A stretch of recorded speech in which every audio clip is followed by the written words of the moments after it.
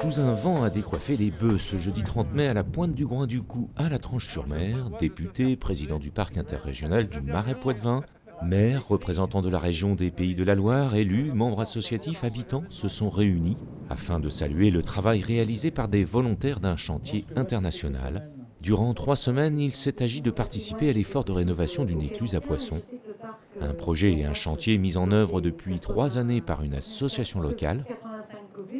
Le premier intérêt, c'est que ça permet de reconstituer les éléments du passé.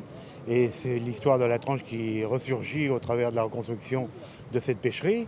Et le deuxième intérêt, c'est un élément touristique et c'est un élément de plus touristique pour la commune de la Tranche-sur-Mer où on a quand même 100 000 personnes qui viennent l'été. Quand on a la chance d'avoir des associations qui défendent le patrimoine ancien d'un secteur, quand on a la chance d'avoir une ville comme la Tranche-sur-Mer qui est très allante, très enthousiaste pour conserver ce patrimoine, c'est le rôle du parc de les aider.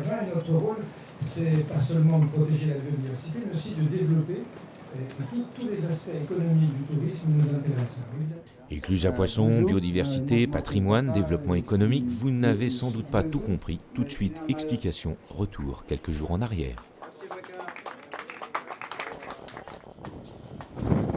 Sur le littoral du Marais-Poitevin, c'est un vent du nord qui, en cette nouvelle journée du mois de mai, accompagne le lever du soleil. Au sud, le port de La Rochelle et le pont de l'île de Ré. À l'ouest, à 11 000 nautiques en mer, le phare des baleines de l'île de Ré.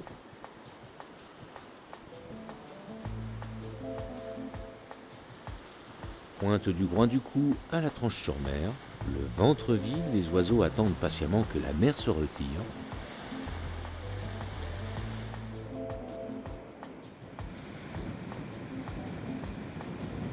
Progressivement dans l'océan se dessine une forme particulière. C'est une écluse à poissons, autrefois vivier de nourriture pour la population locale.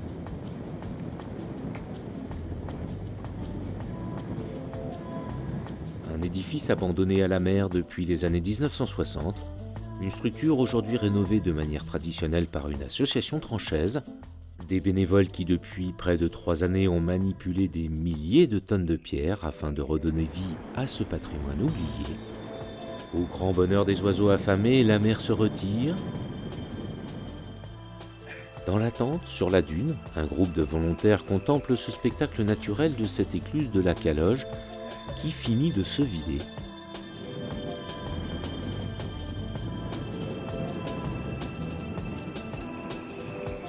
Une équipe d'ouvriers bénévoles qui, durant 3 semaines, s'attelle à la rénovation du site. Alors ce petit monde vient de tous les pays, puisqu'il s'agit d'un chantier international patronné par Solidarité Jeunesse. Donc nous avons 2 Russes, 2 filles russes, 2 Sud-Coréens, un Espagnol, un Belge, un Kényan, un garçon de Mayotte, 3 Français et 2 Suédois.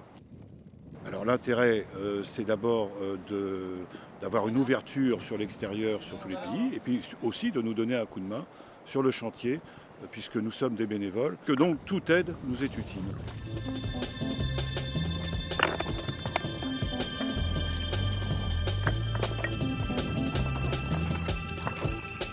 Avec le soutien de la région Pays de la Loire, c'est le parc interrégional du Marais-Poitevin qui finance ce chantier international.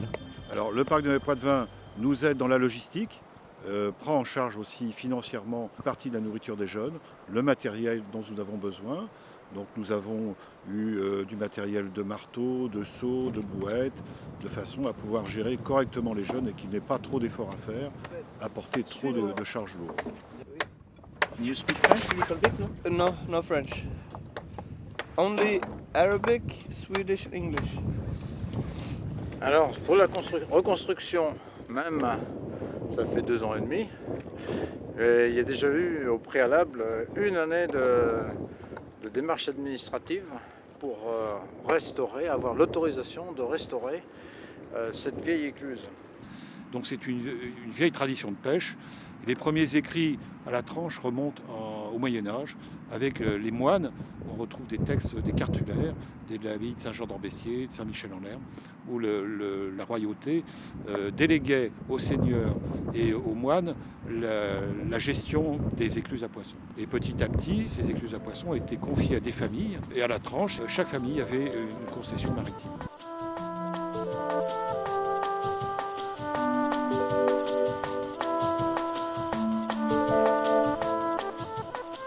On va mettre là pour passer. Peut-être un peu plus là.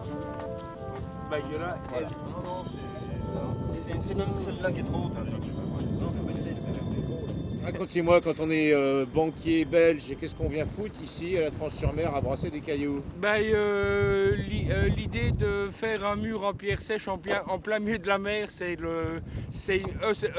presque du surréalisme belge. Alors c'est à cause de ça que je suis venu. Je cale des pierres pour pas que les grosses pierres elles partent. Ouais, non mais au-delà de ça, pourquoi t'es venu ici? C'est pas la première fois que je fais des chantiers avec Solidarité Jeunesse. À chaque fois c'est une nouvelle expérience, on apprend des nouvelles choses, on se retrouve avec des gens du monde entier, donc c'est assez stimulant pour ça.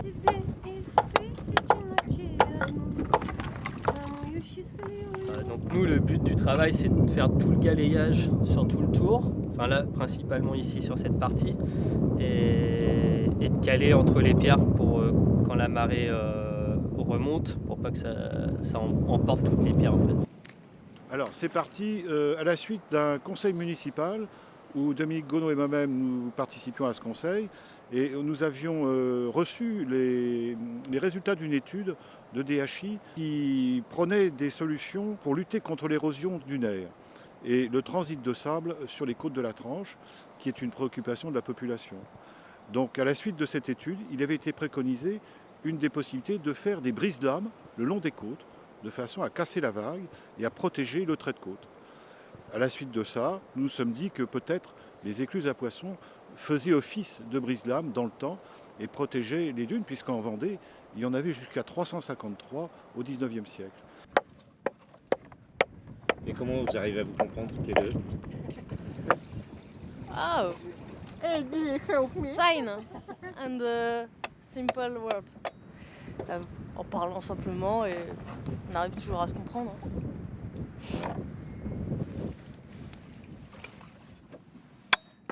Les anciens, ce qu'ils faisaient, c'est qu'ils délimitaient une largeur de mur. En fond de mur, en fond d'écluse, comme ça, c'est une largeur de 2,50 m à peu près. Et ils cassaient la banche à côté de l'endroit où ils allaient édifier le mur. C'est-à-dire qu'ils gardaient du dur pour monter le mur en fond d'écluse. Et ils prenaient les pierres en prenant d'abord sur les côtés, en montant des pierres triangulaires. Parce que les pierres triangulaires donnent déjà une inclinaison vers l'intérieur. Petit à petit, la voûte se constitue comme ça, ce qui fait que la dernière pierre est carrément verticale et fait comme une clé de voûte, les voûtes gothiques, quoi. Là, vous voyez bien qu'il y a des petits trous au milieu de ces massifs, de ces concrétions calcaires qui se sont faites. Ce sont des petits verres qui sortent et qui rentrent après quand la mer est descendue. Et là, vous avez donc des bigorneaux, des huîtres qui sont là aussi. Et tout ça, cet ensemble, va tenir le mur naturellement. Entre là, qui est juste fait, ça a été fait il y a un mois, on voit bien que là, il n'y a rien entre les pierres. Donc c'est pour ça qu'on cale les pierres. On cale entre les grosses pierres, on met des petites pierres pour tenir les pierres en attendant que tous ces massifs après se mettent et colmatent le mur. Et tiennent le mur. Ouais, il y a des belles huîtres.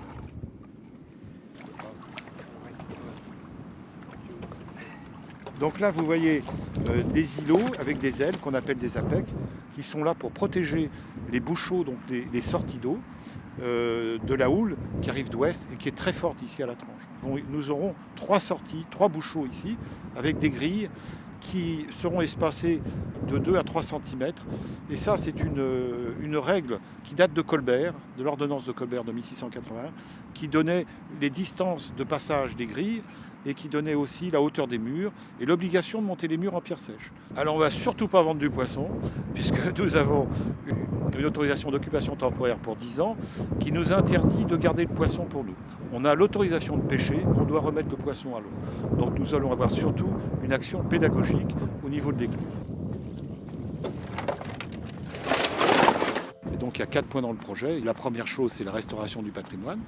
La deuxième, c'est l'effet de protection du trait de côte. Le troisième point de notre projet, c'est un côté pédagogique avec la pêche à pied, la création d'un musée maritime à la Tranche. Et puis le quatrième point, c'est la biodiversité, l'étude de la faune et de la flore. On voudrait voir dans une écluse quelle population revient au niveau des oiseaux et puis des algues et des coquillages et des poissons. Un travail au quotidien. À chaque marée, il faut colmater les dégâts causés par les courants marins. Grand moment à venir, la ceinture de l'édifice devrait être achevée en cette fin d'année 2013. Une occasion pour tester la tension de la mer sur l'ensemble de l'ouvrage. Dans ce projet, une fragilité demeure puisqu'autrefois, en ce lieu, cohabitaient 8 écluses à poissons qui s'accrochaient au rivage en se serrant les coudes afin de résister aux assauts de l'océan Atlantique. Cette écluse, dite écluse à Denis, sera donc le seul patrimoine vivant de ce type en Marais Poitevin. Appel aux bénévoles et aux visiteurs. Pour de plus amples renseignements, rendez-vous sur Internet. Dans l'immédiat, fin de gueuleton pour ces bécassos migrateurs, fin de chantier pour ces ouvriers volontaires, qui durant leur temps libre ont participé à des repas conviviaux avec la population, ou encore visité la Venise verte et la ville de La Rochelle. Et puis, en cette fin de mois de mai, en centre-ville, on attend de pied ferme la saison touristique qui fait de la Tranche-sur-Mer l'une des plus belles stations balnéaires de la côte vendéenne.